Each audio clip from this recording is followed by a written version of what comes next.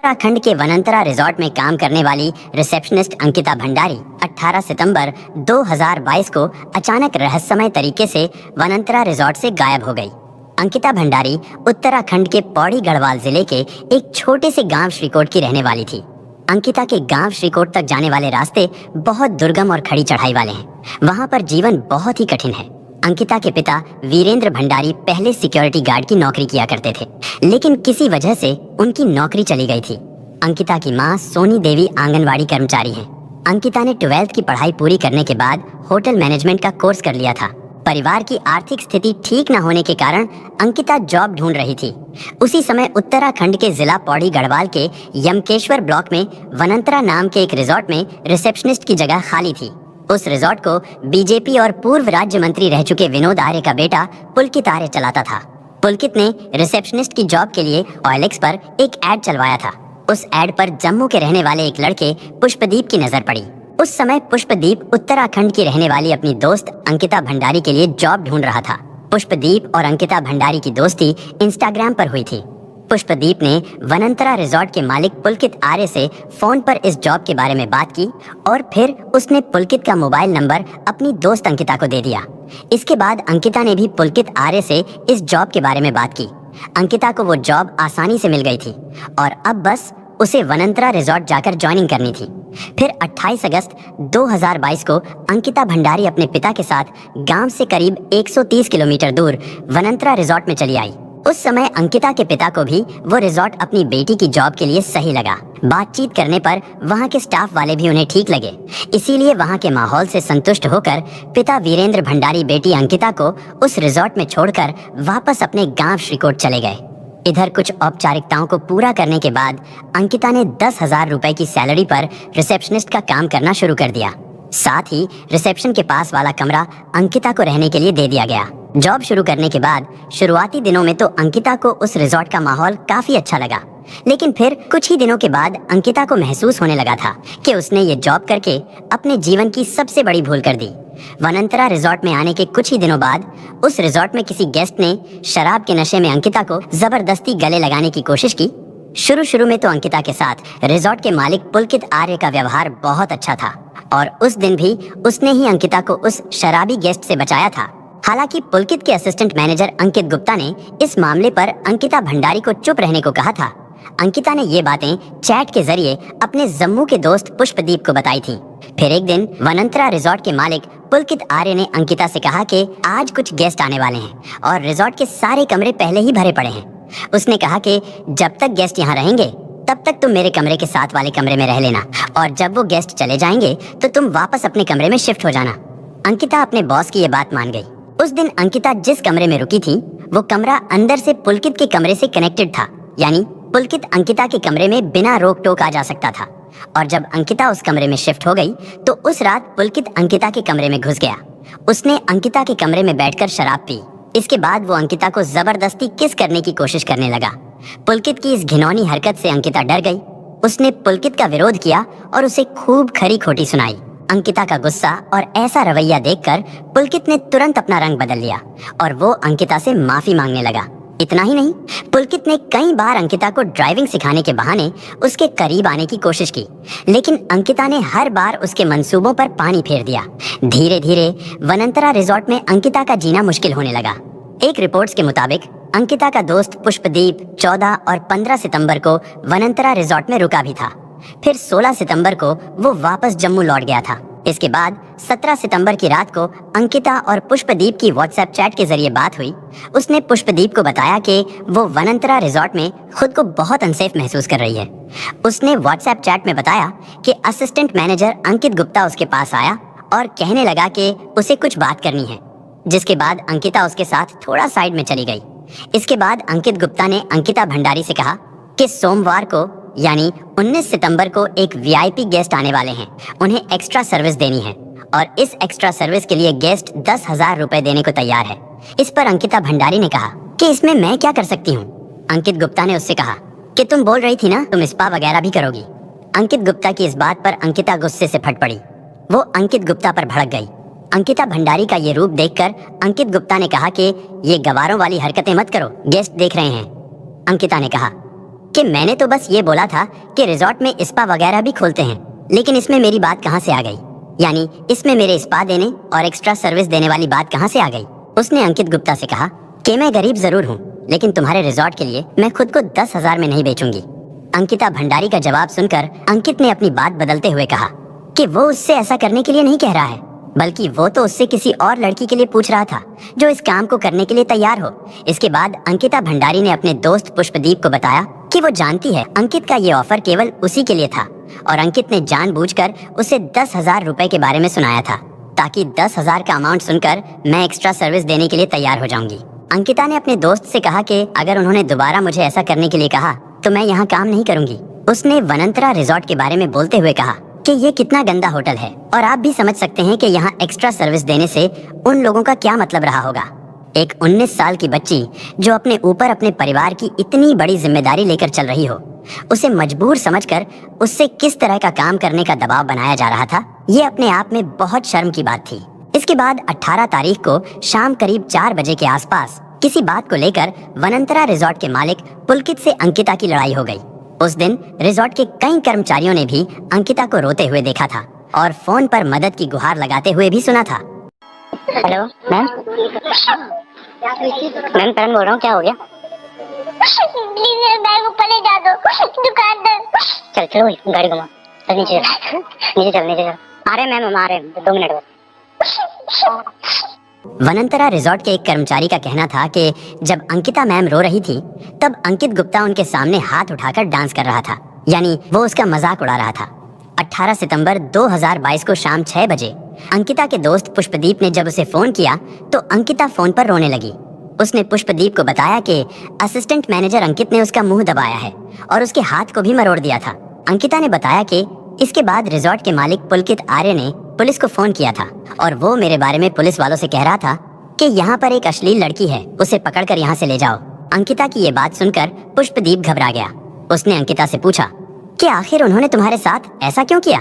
तब अंकिता ने पुलकित, अंकित और सौरभ के अपने आसपास होने के कारण पुष्पदीप से कहा कि वो पूरी बात उसे बाद में बताएगी। इतना कहकर अंकिता ने फोन काट दिया और फिर करीब 2.5 घंटे बाद रात 8:30 बजे अंकिता ने पुष्पदीप को फोन किया। पुष्पदीप को अंकिता की तरफ से गाड़ियों का शोर सुनाई दे रहा था। पुष्पदीप ने अंकिता से पूछा कि तुम अभी कहाँ पर हो? अंकिता ने उसे बताया कि पुलकित सर ने उससे कहा है कि चलो कहीं बाहर घूम कर आते हैं। पुष्पदीप ने अंकिता से एक बार फिर से पूछा कि अब बताओ क्या बात हुई थी, लेकिन इस बार भी पुलकित आर्य, अंकित गुप्ता और सौरभ भास्कर के आसपास होने की वजह से अंकिता पुष्पदीप को कुछ भी नहीं बता पाई। इसके बाद रात 9:38 पर पुष्पदीप के मोबाइल फोन पर वनंतरा रिजॉर्ट के मालिक पुलकित आर्य ने फोन किया। पुलकित ने बताया कि वो लोग वनंतरा रिजॉर्ट में पहुंच गए हैं। इसके बाद पुलकित आर्य पुष्पदीप से अंकिता की शिकायत करने लगा। उसका कहना था कि अंकिता अब काम पर ध्यान नहीं देती, हमेशा फोन पर लगी रहती है। उसने पुष्पदीप से कहा कि हमें थोड़ा एक्स्ट्रा ऑर्डिनरी लड़की चाहिए। पुष्पदीप पुलकित की बातों से समझ गया था कि वो अंकिता को जॉब से निकालने की बात कर रहा है। इसके बाद पुष्पदीप ने अंकिता को फोन किया, लेकिन अंकिता का फोन स्विच ऑफ आ रहा था, इसलिए फिर भी पुष्पदीप ने पुलकित को फोन किया।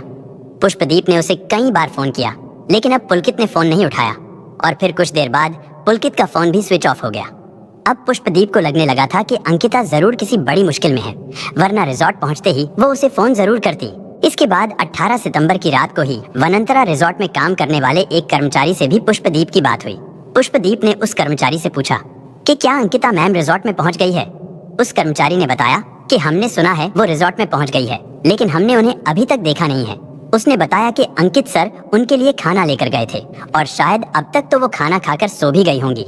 इसके बाद 19 सितंबर को सुबह करीब 8:30 बजे पुष्पदीप ने अंकिता के नंबर पर एक बार फिर से फोन लगाया, लेकिन उसका फोन अभी भी स्विच ऑफ ही आ रहा था। इसके बाद पुष्पदीप ने वनंतरा रिजॉर्ट के शेफ को फोन करके अंकिता के बारे में पूछा। शेफ ने बताया कि शायद अंकिता मैडम कहीं बाहर टहलने गई हैं। इसके बाद पुष्पदीप ने एक बार फिर पुलकित आर्य को फोन किया, लेकिन उसका फोन अब भी बंद था। 18 तारीख की रात से ही अंकिता का फोन बंद हो जाना, उससे बात ना हो पाना, ये सारी बातें पुष्पदीप को अब परेशान करने लगी थी। फिर उसने किसी तरह से रिजॉर्ट के असिस्टेंट मैनेजर अंकित गुप्ता का फोन नंबर हासिल कर लिया। उसने अंकित गुप्ता को फोन किया। फोन वनंतरा रिजॉर्ट के मालिक पुलकित आर्य ने उठाया था और फिर पुलकित आर्य ने पुष्पदीप से क्या बात की थी, हम वो ऑडियो क्लिप भी आपको सुना रहे हैं। हाँ, अच्छा मेरे को एक बात बताइए, हाँ, आपका फोन क्यों लिया था उन्होंने? मेरा फोन, उसका फोन स्विच ऑफ हो गया था, बैटरी डाउन हो गई थी उसकी, उसे तुमसे बात करनी थी। जब मैंने आपको फोन किया था ना, 9 बजे। हाँ, जब मैंने आपको लास्ट टाइम पे फोन किया था, हाँ जी। तो उस टाइम पे वो मेरे साथ ही थी और उसने मेरे से मेरा फोन लिया और उसके बाद फिर मैंने उसे कहा कि फोन दे दे, उसने कहा कि मैं आपको मॉर्निंग में दे दूंगी फोन। और आपने दे दिया? भाई मेरे फोन में मुझे रात में क्या करना था फोन का? अच्छा जी, ठीक है, चलो कोई बात नहीं। रात में मुझे फोन का क्या करना था? मेरा फोन तो उसी के पास था। रात को? हाँ। तो मेरे को तो फोन तो नहीं किया उन्होंने। क्या? मेरे को फोन नहीं किया फिर भी। अच्छा। उल्टा मैंने 3 बार किया, उन्होंने उठाया नहीं, फिर ऐसा कैसे हो सकता है बताइए? भाई देखो, तुम्हारी क्या बात? अगर अगर आपका फोन उनके पास है और मैं 3 बार रात को कॉल कर रहा हूँ तो मेरे फोन पे भी किया आपने? हाँ, आपके फोन पे। तो मेरा फोन भी घंटी बजी? हाँ जी। और मेरा फोन घंटी बजी और मेरा फोन भी नहीं उठाया? नहीं, मैं वही कह रहा हूँ। ये रात की बात है, कोई 10:30 कितने बजे? 10 साढ़े 10 बजे की बात है। 10:30 बजे तक तो हम लोग सो रहे थे हमारे रिसोर्ट में। अच्छा। 10:30 बजे तक तो हम वहाँ पे लगभग ये मान के चलो 9 बजे तक हम रिसोर्ट में थे। तो उसको खाना सर्व किया, खाना खाया उसने। खाना खाया था? हाँ, खाना उसको सर्व किया था रात को? हाँ। कब? हम अपने लगभग 9 बजे करीब। 9 बजे के करीब, जब आप वापिस आए थे? हाँ। देखिए, जब आप बाहर थे ना, हाँ, तब मेरी लास्ट टाइम बात हुई थी। उसके बाद आके सिर्फ आपका फोन आया था मुझे। अच्छा। उसके बाद से उनका फोन बंद है और अभी तक बंद ही है। तो मैं वही तो कह रहा हूँ ना, मैं तो उसके बाद सीधा वहाँ आया रिसोर्ट में और मैंने रिसोर्ट में अपना वहीं रुका। हाँ। सुबह सुबह निकला मैं रिसोर्ट से 6 बजे करीब। अभी आपका फोन मिला? नहीं मिला अभी तक? ना, अभी नहीं मिला फोन मेरा। नहीं मिला? ना। तो आप अपने फोन को सर्च कीजिए ना। अरे भाई, मैंने सुबह सुबह उसको सौरभ को भेजा दो ना अपने फोन को सर्च करने के लिए। मैंने सौरभ को बोला, मैंने कहा भास्कर को बोला, मैंने कहा सौरभ ऐसा है, वो अंकिता के रूम में मेरा फोन पड़ा हुआ है, उसे नॉक करके जो है ना मेरा फोन उठा करके चार्जिंग पे लगा दे। मैं भी थोड़ी देर में पहुंच रहा हूँ रिसोर्ट में। तो उसने मेरे को बोला कि भैया, उसने सौरभ को भेजा, उसने बोला भैया वो तो रूम में नहीं है। मैंने कहा अच्छा। और उसका सामान वगैरह कह रहा हूँ, सामान सब रखा है उसका। अच्छा, सीसीटीवी तो होंगे ना? प्रॉपर्टी है। हाँ, चेक तो करता हूँ मैं सीसीटीवी क्या है, क्या चल रहे हैं, क्या है, क्या स्थिति है। नहीं चलते तो होंगे, ऐसा थोड़ी ना कि नहीं चलते होंगे, सीसीटीवी तो ऐसा चलते है, होंगे। देखो पुष्प, हाँ जी, हाँ जी, बोलिए। मेरे साथ ना, मैं आपसे ज्यादा जिम्मेदार व्यक्ति हूँ, समझ रहे हैं आप? नहीं, मुझे पता है ठीक आपके है। ज्यादा जिम्मेदारी है। और मुझे ना मतलब क्या बोलते हैं, ये सब सिनेरियो ना मुझे कचोट रहा है। मतलब मुझे समझ में बात नहीं आ रही कि क्या आपके साथ तो नहीं है वो। मुझे सच सच बात ये बताइए। सर, ऐसा होता तो मुझे आपको कॉल करने की क्या जरूरत थी, बताइए? कहीं उसके घर वालों के सामने कोई ऐसा सिनेरियो क्रिएट करने के लिए कोई आपकी और उसकी बात होगी, नहीं चलो मैं चलती हूँ। नहीं नहीं नहीं सर, कैसी बातें कर रहे हैं आप? मैं अपने घर पे हूँ, मेरी लोकेशन देखिए आप। और इतनी जल्दी पॉसिबल नहीं हो सकता, यहाँ से 13-14 घंटे की जर्नी है। बात तो ठीक है, लेकिन अब देखो, अब वही बात हो रही है ना। कल वैसे बात क्या हुई थी आपकी उससे? उसका कल मूड भी बहुत खराब हो रहा था। हाँ, उन्होंने मतलब बताया नहीं ना मेरे को, यही तो है। उन्होंने बोला कुछ मैटर हुआ है, ये वो। क्या मैटर हुआ है? वो नहीं बताया ना, वही तो पूछना था रात को। अच्छा। हाँ, तो ऐसा था कि थोड़ी परेशान थी। हाँ, लग रहा था कि थोड़ी परेशान। भाई देखो सुनो मेरी बात, परेशान थी वो, ठीक है, शाम को 3-4 बजे से परेशान थी वो। हमें लगा कि यार चलो ठीक है, उसने अक्सर हमें ये बात बोली कि मेरे को ना बाहर घूमना मेरे को अच्छा लगता है। मैंने कहा चलो ठीक है, कोई बात नहीं है। मैं और अंकित जा ही रहे थे, सौरभ को बोला, मैंने कहा सौरभ इसको भी ले लेते हैं, ऋषिकेश तक चलेंगे। पूरे ऋषिकेश की एक एक मार्केट का सीसीटीवी है, सब सारे के सारे, हम कितने बजे कहाँ पर पहुंचे, कहाँ से आए। इवन क्या हुआ कि जब आपसे बात कर रही थी ना वो, उस टाइम पे एम्स के सामने बैठ के उसने बात की आपसे।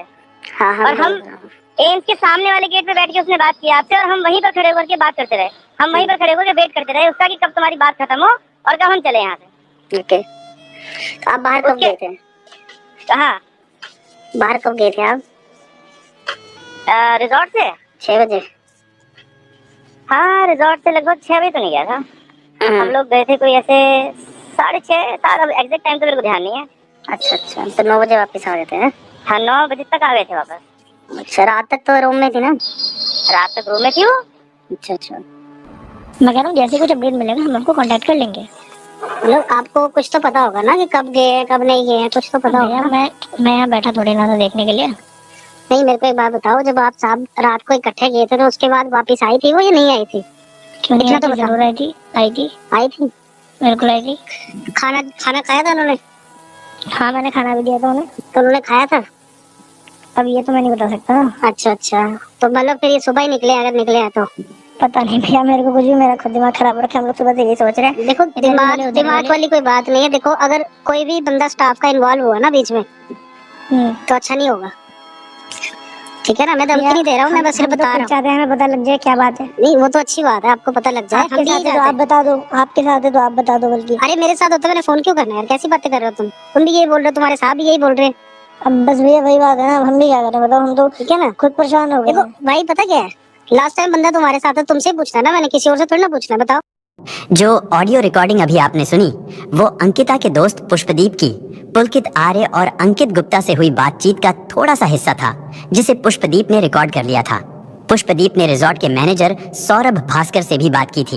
उन तीनों ने उसे एक जैसी ही कहानी सुनाई थी, लेकिन उस कहानी में कई कमियां थीं। उन तीनों के हिसाब से वो लोग अंकिता भंडारी को लेकर शाम 6 से 6:30 बजे के आसपास रिजॉर्ट से ऋषिकेश के लिए निकले थे और फिर रात 9 बजे तक वो लोग अंकिता के साथ रिजॉर्ट में वापस आ गए।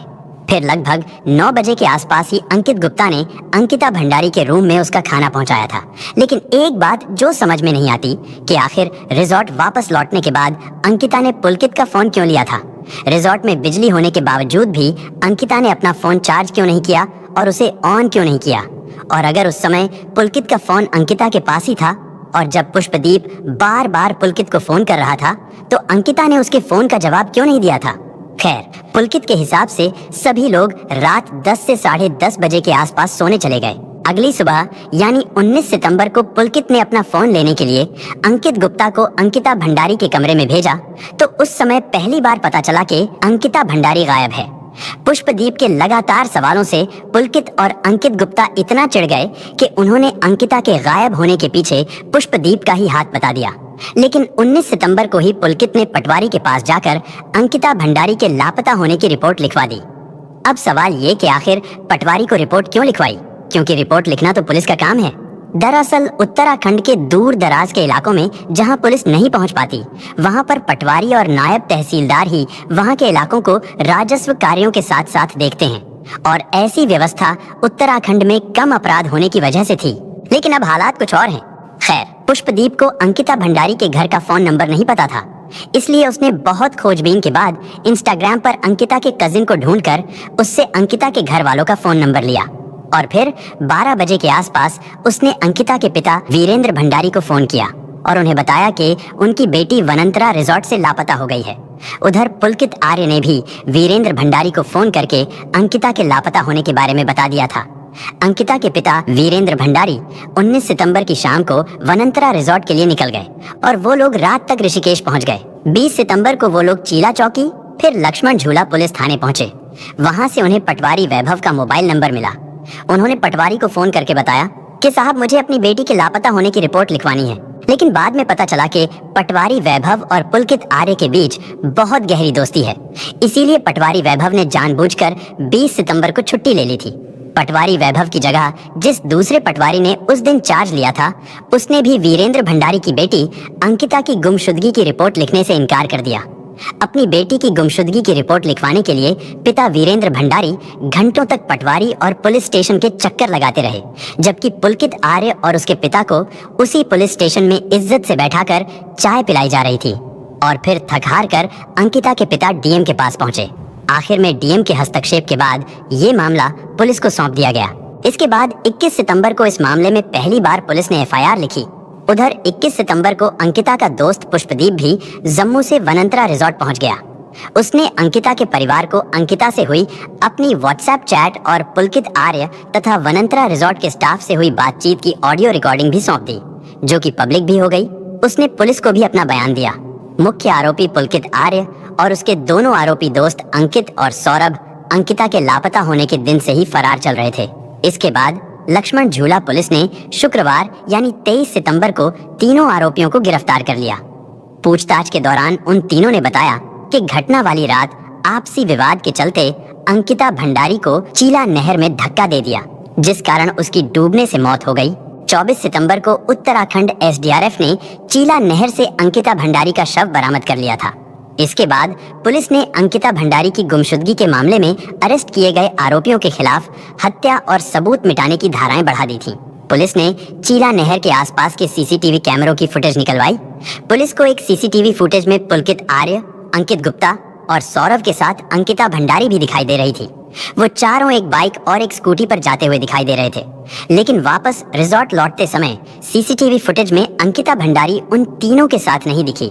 यानी उसी बीच अंकिता को नहर में धक्का दे दिया गया था।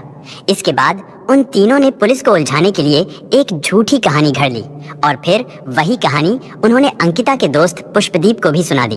खैर, अंकिता की लाश मिलने के बाद उसे ऋषिकेश एम्स हॉस्पिटल ले जाया गया। वहां उसका पोस्टमार्टम कराया गया। पोस्टमार्टम रिपोर्ट से पता चला उसके शरीर पर चोटों के कई निशान थे और पानी में डूबने को ही उसकी मौत का कारण बताया गया।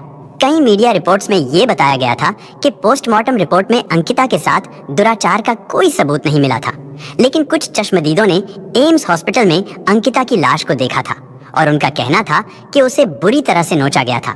उसके हाथ और पैर की उंगलियां भी टूटी हुई थीं। उसके शरीर की हालत को देखकर ऐसा लगता था जैसे उसे जलाया भी गया था। उसके शरीर पर कई जगह दांत के निशान भी थे। कई लोगों का तो ये भी मानना है कि अंकिता को पहले मारा गया था, उसके बाद उसे चीला नहर में फेंक दिया गया था, क्योंकि अंकिता की लाश जब चीला नहर से निकाली गई थी तो उसकी लाश फूली हुई नहीं थी। हालांकि उसकी लाश 18 सितंबर से ही पानी में थी। मैंने बहुत कुछ देखा, वहाँ बॉडी को नहाने से लेकर और अंदर तक ले जाने तक और बॉडी भी मैंने पूरी देखी। मैं उत्तराखंड की हूँ, मुझे पता है कि बॉडी पानी में जब डरती है तो मतलब इतनी जल्दी खुली नहीं थी वो बॉडी, खुली नहीं थी, बॉडी खुली भी नहीं थी। बॉडी मतलब ऐसी थी कि हल्की फुल्की थी और थोड़ा सा हल्का काला सा था, ठीक है ना। उसके निशान थे, यहाँ निशान थे, दांत नहीं थे। मैं अंदर गई, मैंने देखा, मैं तो चौंक गई कि लड़की के साथ क्या हुआ है, उसके दांत क्यों तोड़े गए थे, उसके साथ इतना ऐसा बुरा क्यों किया गया। इसके बाद 23 सितंबर को वनंतरा रिजॉर्ट में वहां के स्थानीय लोगों ने गुस्से में आकर तोड़फोड़ कर दी और फिर 23 सितंबर की देर रात को 1:30 बजे के समय एक बुलडोजर ने वनंतरा रिजॉर्ट पहुंचकर रिजॉर्ट के एक हिस्से को तोड़ दिया। लेकिन अजीब बात यह है कि रिजॉर्ट के केवल उसी हिस्से को तोड़ा गया था जिस हिस्से में अंकिता भंडारी का रूम था। बुलडोजर चलाने वाले इस आदेश पर लोगों ने कई सवाल खड़े किए और उनका सवाल करना सही भी था। रिजॉर्ट पर बुलडोजर चलवाने की इतनी जल्दी क्यों थी? कहीं ऐसा तो नहीं था कि सबूतों को मिटाने के लिए जल्दी जल्दी में बुलडोजर चलवा दिया गया हो, बल्कि यहाँ तक कि जिस रूम में अंकिता भंडारी रहती थी उसको भी तोड़ दिया गया था, या फिर शायद सबूतों को नष्ट कर दिया गया था। हालांकि वनंतरा रिजॉर्ट के चारों तरफ सीसीटीवी कैमरे भी लगे हुए थे, लेकिन वो सीसीटीवी कैमरे काफी लंबे समय से काम नहीं कर रहे थे। इसलिए रिजॉर्ट में अंकिता भंडारी और पुलकित आर्य के बीच हुए झगड़े का कोई भी सीसीटीवी फुटेज पुलिस को नहीं मिला था। हालांकि जांच टीम का कहना था कि फोरेंसिक टीम ने बुलडोजर चलने से पहले ही वनंतरा रिजॉर्ट से सारे सबूत जुटा लिए थे। इसी बीच अंकिता भंडारी मामले में वनंतरा रिजॉर्ट में काम कर चुके कुछ पुराने कर्मचारियों का बयान भी सामने आया था और इन्हीं कर्मचारियों में से एक महिला कर्मचारी ने मीडिया को बताया था कि पुलकित आर्य उसे बहुत गंदी गंदी गालियां देता था। वनंतरा रिजॉर्ट में लड़कियां बुलाई जाती थी और जो वीआईपी गेस्ट आते थे उनकी एंट्री नहीं कराई जाती थी, उनकी कोई आईडी भी नहीं ली जाती थी। वनंतरा रिजॉर्ट में चरस से लेकर गांजा, स्मैक, महंगी शराब सब कुछ उपलब्ध था और जब कोई कर्मचारी पुलकित से अपनी सैलरी मांगता था तो वो उसके साथ मारपीट करता था, फिर चोरी का इल्जाम लगाकर उसे रिजॉर्ट से निकाल देता था। इसके अलावा पुलकित की उस इलाके के पटवारी के साथ भी साठगांठ थी। वो पटवारी भी रिजॉर्ट में आया जाया करता था और उसी की देखरेख में उस रिजॉर्ट में अवैध कामों को अंजाम दिया जाता था। वनंतरा रिजॉर्ट के आसपास रहने वाले ग्रामीणों का कहना था कि अंकिता भंडारी से पहले भी वनंतरा रिजॉर्ट में काम करने वाली प्रियंका नाम की एक लड़की गायब हो चुकी है। खैर, 25 सितंबर 2022 को अंकिता भंडारी का अंतिम संस्कार कर दिया गया। दरअसल पुलकित आर्य वनंतरा रिजॉर्ट में अवैध और देह व्यापार जैसे कामों को अंजाम देता था और वो अंकिता भंडारी को भी इसमें धकेलना चाहता था, लेकिन अंकिता ने ये सब करने से साफ मना कर दिया था। और फिर वनंतरा रिजॉर्ट में चल रहे इन गंदे कामों से परेशान होकर अंकिता भंडारी 18 सितंबर 2022 को वनंतरा रिजॉर्ट को छोड़कर जाने वाली थी, जिससे पुलकित आर्य को ये लगने लगा था कि ये लड़की उसके लिए आगे चलकर बहुत बड़ा खतरा बन सकती है, साथ ही उसके रिजॉर्ट और उसके परिवार के राजनीतिक करियर पर भी दाग लगा सकती है। और शायद इसी खतरे से बचने के लिए पुलकित आर्य ने अंकित गुप्ता और सौरभ के साथ मिलकर एक सोची समझी साजिश के तहत अंकिता भंडारी को मार डाला। सोची समझी साजिश इसलिए क्योंकि पुलकित ने पुलिस को ये बयान दिया था कि जब नहर के पास अंकिता के साथ उसकी बहस हुई थी तो उस बहस में अंकिता ने उसका मोबाइल छीनकर नहर में फेंक दिया था, जिसके बाद उसने अंकिता को नहर में धक्का दे दिया। लेकिन पुलकित के मोबाइल की कॉल डिटेल्स, लोकेशन और पुष्पदीप से हुई उसकी बातचीत की कॉल रिकॉर्डिंग से ये साफ हो गया था कि पुलकित ने पुलिस को झूठा बयान दिया था, क्योंकि उसका मोबाइल नहर में फेंका ही नहीं गया था, बल्कि वो मोबाइल तो अंकिता की मौत के बाद भी यूज होता रहा था। हालांकि बाद में पुलिस को उस चीला नहर से एक मोबाइल फोन भी मिला, लेकिन ये मोबाइल फोन अंकिता का था। इसके बाद एसआईटी की टीम द्वारा आरोपियों को घटनास्थल पर ले जाकर क्राइम सीन को रिक्रिएट भी किया गया। अंकिता के परिवार की ये मांग है कि उन सभी दोषियों को जल्द से जल्द फांसी की सजा दी जाए। वहीं उत्तराखंड के मुख्यमंत्री पुष्कर सिंह धामी ने अंकिता भंडारी केस की सुनवाई फास्ट ट्रैक कोर्ट में कराने का आश्वासन दिया था। लेकिन अजीब बात देखिए कि इस केस की सुनवाई फास्ट ट्रैक कोर्ट में होने के बावजूद भी इस घटना को 2 साल बीत चुके हैं और अभी भी ये केस कोर्ट में चल रहा है। खैर, पूरे देश के लोग भी और हम भी यही चाहते हैं कि अंकिता भंडारी के दोषियों को जल्द से जल्द फांसी की सजा दी जाए।